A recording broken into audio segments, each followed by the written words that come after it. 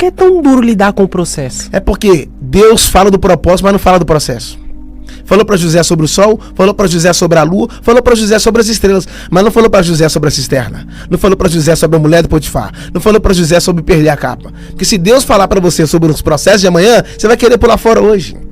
Então ele pode não te falar dos processos, mas ele sempre vai te falar das promessas. Meu Deus.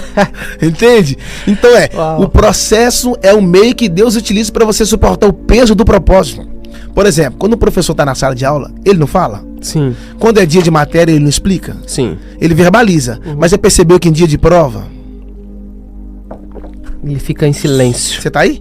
Em dia de prova, o professor não fala. Não e tem fala. gente assim, Deus, fala comigo, e Deus diz, lá, tá no processo, tá querendo que eu falo, tá na prova, quer que eu falo. Só que tem um detalhe, ele tá em silêncio, mas não saiu da sala. Para que eu quero descer, produção. Uau! Ele está em silêncio, mas não saiu da sala. O silêncio de Deus, ele tem muito a dizer, né? Eu costumo dizer que é o seguinte, que Deus consegue falar até em silêncio. O silêncio é uma das maneiras de Deus dizer pra você, calma que eu tô vendo tudo, calma aí. Entende? Por quê? Se Deus tem a resposta, então nem sempre a primeira opção é a certa. Aguardar em Deus é difícil, mas é recompensador. Os que esperam no Senhor renovarão suas forças. Por que nós estamos enfraquecidos? Porque estamos apressados. Eu sempre digo, as 3 maiores doenças do século, não é o câncer, não é o HIV, as 3 maiores doenças do século, a depressão, o estresse e a ansiedade.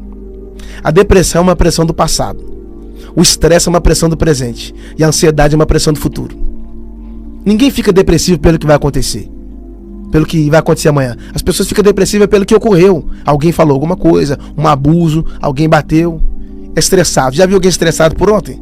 As pessoas ficam estressadas pelo agora. O estresse é hoje, momento agora. Você andando no trânsito, alguém te fechou. E ansiedade? Ninguém fica ansioso agora. A gente fica ansioso pelo que vai acontecer. Então são 3 tempos: depressão, passado; estresse, presente; ansiedade, futuro. Ninguém de nós tá ligado ou podemos viver o passado e o futuro, porque Deus nos chamou para viver o presente. Mas a Bíblia diz em Hebreus 13:8, Jesus Cristo é o mesmo ontem, passado, hoje, presente e eternamente futuro. Entende? Então ele não te trouxe aqui para mudar o seu passado, mas te trouxe aqui para curar você dele. E nós vemos, quando você fala, por exemplo, sobre depressão, nós percebemos o quanto o número de pessoas depressivas aumenta dia após dia. E aí surgem diversos coaches, diversas pessoas, psicólogos, por conta da demanda e o número de pessoas depressivas que nós temos hoje. Agora vamos pegar aqui e vamos para um paradigma. A igreja tem que lidar como com a depressão? Ela tem que falar para a pessoa, olha, procura um psicólogo? Ou ela tem que falar, olha, você tem que orar, a hora que resolve? Qual que deve ser o posicionamento da igreja? Tem 2 pontos aí. Primeiro, a igreja precisa orar. Porque as armas da nossa milícia não são carnais. Entende? A depressão é uma queda, mano. É uma queda.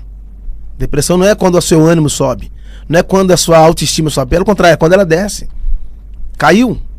Você tá triste, depressivo, quer ficar dentro do quarto. Você já viu depressivo sorrindo, cantando piada? Todo depressivo, o nível desceu. Então, a igreja precisa orar, precisa abraçar, precisa acolher. Porque Jesus é o maior psicólogo. Não existe espaço para depressão num ambiente onde Jesus está presente. Vocês estão aí? Então, talvez alguém vai discordar de mim. Porque Jesus é o maior psicólogo. Por isso que todo mundo que ele curava, a primeira coisa que ele fazia, trocava uma ideia. O que você quer que eu te faça? Poxa, ele não sabia que a pessoa estava cega, que a pessoa queria enxergar, mas ele quebrava o silêncio usando o diálogo. É o que os psicólogos fazem, trabalham em cima de perguntas. Então nós precisamos pegar as pessoas depressivas e encaminhá-las a Cristo.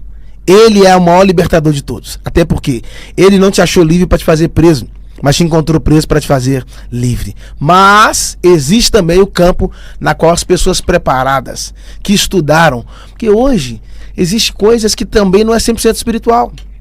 Algumas pessoas que tiveram alguma frustração na vida, quantos pastores que foram, teve um psicólogo, atenderam o psicólogo e hoje estão bem. Hoje tem acompanhante e as pessoas conseguiram dar uma volta por cima, como se diz no inglês, né? Dar um upgrade na fé, na vida. Então eu acredito que tanto o lado espiritual também quanto o lado profissional é essencial para esses dias. E outra, as pessoas se frustram vendo o sucesso do outro. Tem muitas pessoas depressivas porque elas não estão prontas para celebrar sucessos alheios. Entende? Meu Deus. O diabo não quer roubar a sua conquista, ele quer roubar a sua celebração. Porque se a sua conquista for grande, a sua celebração for pequena, sua vitória foi incompleta. A sua vitória só é coroada quando você celebra, irmão. E sabe qual é o problema da minha geração? Que ela quer só celebrar grandes conquistas. E está aqui uma oportunidade. Quem não sabe celebrar pequenas conquistas não está pronto para desfrutar de grandes triunfos.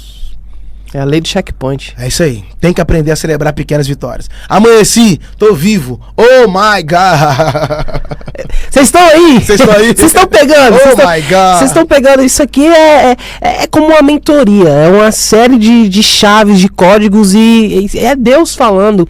É uma forma de você ouvir o que Deus ele tem a dizer pra você e isso gerar uma mudança na sua vida. Agora, pastor, algo que a gente fala muito é sobre relacionamento. Eu fiz uma pergunta pra um convidado meu e, cara, isso deu 20 milhões. Eu disse pra ele, você acredita que quem ama trai?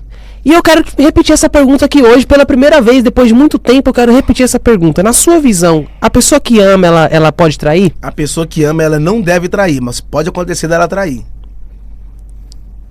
Porque o homem tá sujeito à queda, irmão. O problema é que as pessoas querem conviver, ou melhor, as pessoas querem desfrutar da sua espiritualidade, mas elas não querem conviver com a sua humanidade.